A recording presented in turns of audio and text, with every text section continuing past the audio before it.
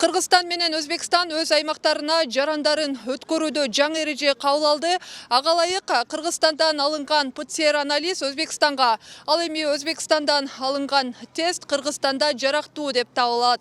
15 марттан күчүнө кирген жаңы эреже боюнча эки өлкөнүн чек ара өткөрүү жайлары жарандардын акыркы 72 саат ичинде тапшырган ПЦР анализин жарактуу деп табат. Тактап айтканда, Кыргызстандан Өзбекстанга жөнөгөн жаран ошол анализи менен кайра кайткысы келсе, көрсөтүлгөн мөөнөт ичинде келип калууга тийиш. Мындай жеңилдик жарандарга ыңгайлуулук жаратуу максатында киргизилген. Мен Өзбекстанлымын. Мен Өзбекстандын жараны болом. 180 миңге ПЦР анализин тапшырдым. Ал 3 күнгө жарайт деп айтышты. Азыр эми бир тапшырган анализибизге акчабыз кетти. Ошол менен кайтып жатабыз. Чынында жакшы болду бизге. Болду да бизге. Азыр маселен бүт кулайлык болуп. Азыр жакшы ыңгайлуулук түзүлүптүр. 3 күн ичинде барып келе турган болсок, кайтып келе жатканда кайра башынан анализ тапшырбайт экенбиз. Мурда 24 саат ичинде кайтып келсек да, кайрадан ПЦР анализ тапшырчубуз. Маселен, биз студентпиз. Ар кирип келгенибизде бизге каржылык жактан пайда болот.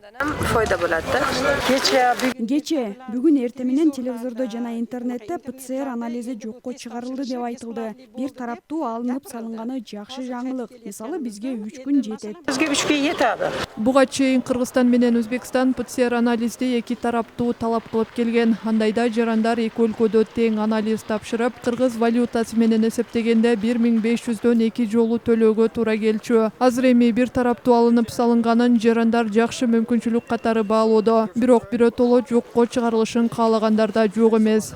Biz uақыттан утуп атабыз деме. 3 күн, мурда бир күндүн ордуна азыр 3 күн жүрүп атпайлык. Уақыттан утуп жумуштарыбызды кеңири бүтүрүп келип атпайлык ба. Ошол жагынан ыңгайлуулук болуп атат. Эми ПЦРди такыр алып салса андан жакшы болмок.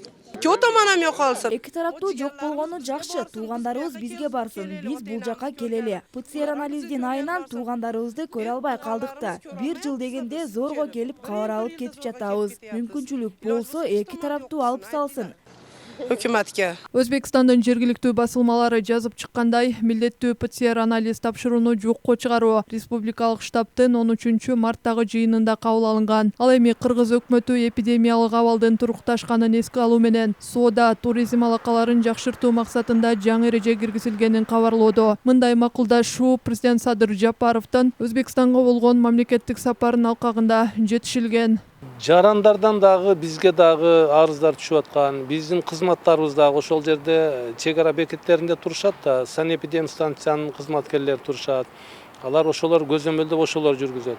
Чек ара кызматкерлери ошолор дагы эл көбөйүп кетти, элдин арасында ушундай нааразычылык пайда болуп атат деп айтып атканда, биз аны тиешелүү органдарга жеткирип атканбыз да.